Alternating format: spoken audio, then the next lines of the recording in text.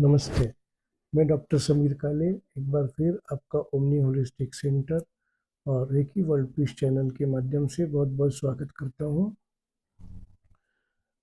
इस वीडियो के माध्यम से मैं आपको अमरनाथ यात्रा, जो कि इस साल जून से फिर से एक बार शुरू होने वाली है, उसके बारे में कुछ बताना चाहता हूं। पिछले साल मैं अमरनाथ यात्रा मैंने करी है और उसके जो भी अनुभव हैं वो मैं अपने वीडियो में पहले ही मैं आपको बताऊंगा और उस वीडियो के माध्यम से आपको विस्तृत जानकारी मिल सकेगी। जो लोग इच्छुक हैं इस साल अमरनाथ यात्रा जाने के लिए, वो इस बात का विशेष ध्यान रखें कि अभी से उन्हें ये तैयारी करनी होगी। खास करके आपको सबसे पहले रजिस्ट्रेशन करना होता है अमरनाथ वेब श्राइन की साइट पर, श्राइन बोर्ड की साइट पर जाके। और उसके पश्चात जब आप रजिस्ट्रेशन करते हैं, फिर एक फॉर्म आपको मिलता है। इस फॉर्म को भरकर अच्छी तरीके से पूरी जानकारी अपने बारे में विस्तृत रूप से उसके अंदर भरें और मेडिकल की भी संबंधित कोई जानकारी उसमें जो पूछी जाती है उसको भी ज़रूर भरें। और इस फॉर्म को लेके जो आपके स्थानीय चिकित्सालय है, ऐसे चिकित्सालय जो अमरनाथ यात्रा के लिए संबद्ध है, वहाँ जाके आपको इसका रजिस्ट्रेशन कराना होगा। जो भी ज़रूरी टेस्ट हैं वो आपको करवाने होंगे और वहाँ के जो मेडिकल ऑफिसर हैं वो आपको इस फॉर्म पर, जो आपका फॉर्म है, इस पर सील और स्टैंप लगा के अपनी अपने हस्ताक्षर करके उसको एक ऑथराइज कर देते हैं। और इस फॉर्म को, जब इस तरह का फॉर्म आपके पास पूरा रेडी हो जाता है, फिर इसको आपको अमरनाथ श्राइन बोर्ड की साइट पर फिर से अपलोड करना होता है। उसके पहले अपने दिमाग में एक अमरनाथ यात्रा की जो तारीख जारी की जाती है, उसके हिसाब से आप जिस तारीख को जाने के इच्छुक हैं, उस तारीख के हिसाब से आपको रजिस्ट्रेशन भी करना होता है, जो अमरनाथ श्राइन बोर्ड की वेबसाइट पे होता है। अभी तो इसके लिए टाइम है, लेकिन जहाँ तक मेरा अंदाजा है कि पिछले साल की तुलना में अगर देखा जाए तो इस साल अमरनाथ यात्री बहुत ज़्यादा हो जाएंगे और इसलिए आपको अभी से ही तैयारी करनी होगी।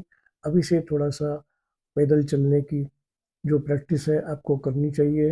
रेगुलर नियमित रूप से कम 3-4 किलोमीटर, 5 किलोमीटर आप जरूर चलें, जिससे कि आप शारीरिक रूप से स्वस्थ रह सकें।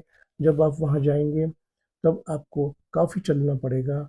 आप घोड़े के ऊपर भी यात्रा कर सकते हैं, आप चंदनवाड़ी के थ्रू भी जा सकते हैं, आप बालटाल के मार्ग से भी जा सकते हैं। अब जब मैं पिछले साल गया था तो मैंने आधा हिस्सा पैदल कवर किया था और आधा हिस्सा मैं घोड़े पे गया था। तो दोनों के अनुभव बहुत अच्छे रहे मेरे। और वहाँ पर जो सिक्योरिटी रहती है वो भी बहुत सहयोग करती है। मेडिकल पोस्ट भी जगह जगह बने होते हैं, तो ऐसी कोई समस्या नहीं होती है। लेकिन कोशिश करिए कि 65 साल से ऊपर के व्यक्ति इस यात्रा में अगर जा रहे हैं तो उनका बहुत विस्तृत रूप से मेडिकल होता है और मेडिकल पास होने के पश्चात ही आप यात्रा में शामिल हो सकते हैं। तो इस बात का अवश्य ध्यान रखें। अगर आप नियमित रूप से कोई दवाइयाँ लेते हैं तो वो दवाइयों के बारे में भी आपके मेडिकल फॉर्म में पूरी जानकारी दीजिए। अगर आप कोई जानकारी उसमें छुपाएंगे तो जब वहाँ आप पहुँचेंगे तब आपको आपका फॉर्म पूरी तरह से निरस्त कर दिया जाएगा और आप वहाँ जाके भी यात्रा शुरू नहीं कर पाएंगे। तो इस बात का विशेष ध्यान रखिए। कोई भी जानकारी फॉर्म में जो आपने भरी है, आपको बहुत ईमानदारी से पूरी जानकारी भरनी चाहिए। किसी बीमारी से अगर आप ग्रस्त हैं, उससे संबंधित कोई दवाई ले रहे हैं, तो इन चीज़ों को आपको उसमें ज़रूर मेंशन करना चाहिए। अपने साथ बहुत हल्का लगेज लेके जाएं, जिससे कि आपको यात्रा में, अगर आप पैदल जा रहे हैं या आप घोड़े पे भी जा रहे हैं, तो भी आपको ज़्यादा परेशानी नहीं हो। पानी की बोतल, ज़रूरी दवाइयाँ, गर्म कपड़े बहुत ज़्यादा नहीं लेके जाएं। रेनकोट एक ज़रूर होना चाहिए, क्योंकि मौसम कभी भी बदलता है, कभी भी बारिश हो सकती है, कभी भी स्नोफॉल होता है। तो इन बातों को ध्यान में रख के आप अपनी यात्रा की तैयारी करें। और बैग के अंदर जो सामान होना चाहिए, बहुत ही ज़रूरी सामान, एक आध छोटी सी टॉर्च, क्योंकि कई बार जब यात्रा का जो टाइम शुरू होता है तब सुबह 4:30 बजे से, जैसे हमने यात्रा शुरू करी थी, मैं अपने मित्रों के साथ गया था और 6 मित्रों के साथ।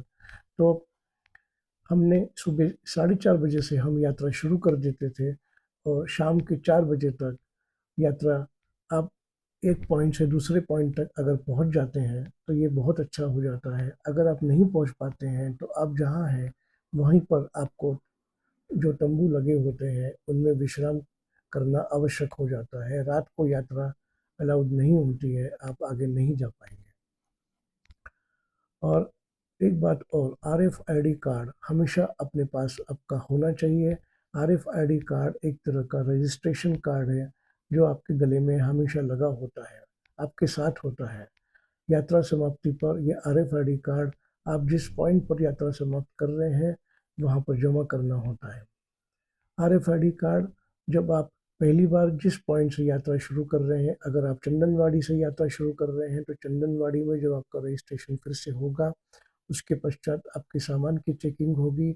इसके पश्चात ये RFID आपको दिया जाएगा। बायोमेट्रिक होता है, बायोमेट्रिक के पश्चात RFID आपको इशू किया जाता है। ये पूरी पूरी यात्रा के दौरान आपको रखना होगा अपने पास। और इसका विशेष ध्यान रखिएगा, अपना ध्यान रखिएगा। मौसम कभी भी खराब होता है, उसके हिसाब से पूरी तैयारी से आप जाइए। कपड़े बहुत ज़्यादा मत लेके जाइए, क्योंकि वार्मर और स्वेटर या जर्किन अगर आप पहन के जा रहे हैं तो कपड़े बहुत ज़्यादा ले जाने की आपको आवश्यकता नहीं रहेगी।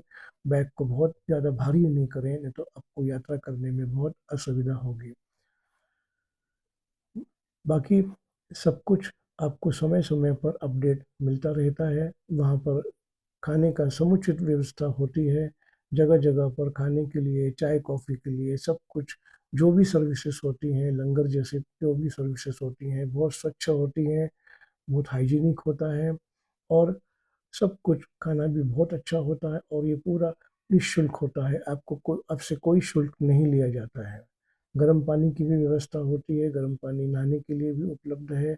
गर्म पानी की बाल्टी जो हमने ली थी, 100 रुपये प्रति व्यक्ति एक बाल्टी का शुल्क लिया गया था।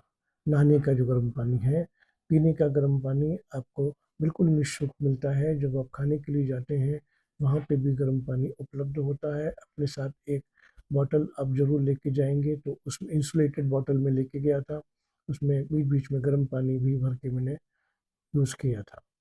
तो ये सारी चीज़ें आपको विशेष ध्यान रखने चाहिए और यात्रा आपकी बहुत सुगम और बहुत अच्छी हो, इसके लिए मैं अभी से आपको बधाइयाँ देता हूँ, आपको शुभकामनाएं देता हूँ। इस चैनल को आपने आखिरी तक देखा, इस वीडियो को आखिरी तक देखा, इसके लिए मैं बहुत बहुत आपका धन्यवाद करूँगा।